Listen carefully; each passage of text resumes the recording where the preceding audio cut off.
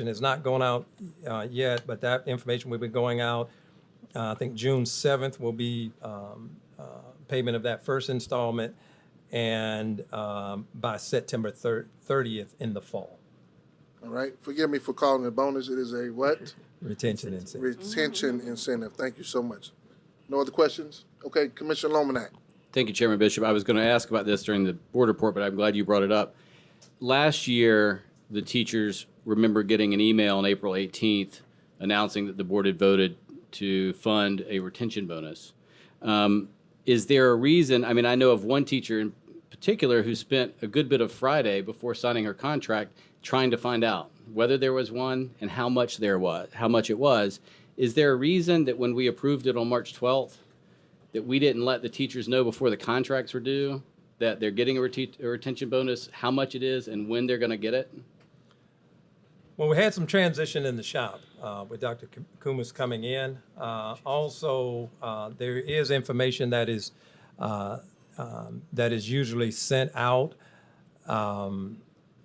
It's usually around the time of the payment versus, okay, it's coming, and then you'll get another communication to say when. But that's something we can look at in terms of what was done previously. But there is communication due to go out with this first one being in June 7th. Well, I just, if we do it one way one year, it's kind of like a Christmas bonus at a business. You use it a practice, and then you do it differently the next year, people notice. So last year on April 18th, you sent an email saying the board voted, you're going to be getting this, here's when you'll get it. So this year we let the entire contract period go, and we never emailed our teachers to say, hey, by the way, the board reallocated $7 million, and you're going to get $1,000 in June and $1,000 in September. That just seems like one of the most, we don't have our HR expert here, but I don't think you have to be an HR expert to know that that seems to be one of the most basic communications we could have sent to our teachers, and it came from you last year. And they got nothing this year.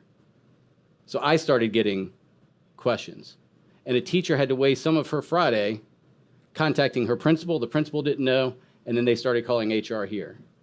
That does not seem to be the way we should demonstrate how much we appreciate our teachers and staff.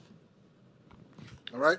Question. Commissioner Myers. I need clarity. So the teacher wants to know before she signed her contract how much her bonus was. Yes, she wants to know how much she's going to get paid. It's a relatively common concept for people before they sign a contract that will be for 12 months. All right. Dr. Witherspoon, you did clarify that there is a difference between a bonus and a retention incentive, correct? Retention incentive, correct, versus pay. Okay. But we don't get the retention incentive unless they sign the contract and they're coming back, right? To reflect back if that's what the board, was that in what what was approved? Okay, all right. So in other words, they don't, if they sign the contract, they get this bonus. 1 second, Robert. I know you want to speak up, but let's make sure we speak in turn, if you don't mind. Any other questions? All right, Commissioner Lominack. So they don't get that bonus unless they sign the contract and come back. And it's called an incentive because we're trying to incentivize them to come back. And we didn't tell them before the contracts were due. Am I right in that understanding? I would have to research that, but if you're saying nothing went out, I can just, that's all I can say at this point. All right, Dr. Witherspoon. Ms. Matthews-Hazel. Mr. Lominack, what happens when we pay that first retention installment? You have to be on the payroll. Yeah, you sign it, and then you have to be on the payroll the date we pay it out. So that's what we tell our employees when we send that letter out.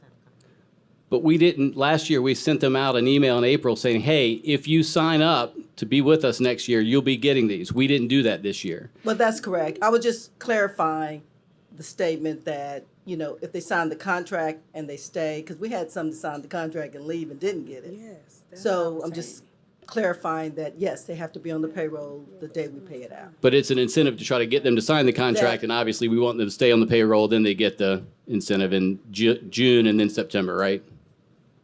Right, correct. They have to be employed. All right. No other question or discussion? Dr. Witherspoon, thank you for your superintendent's report.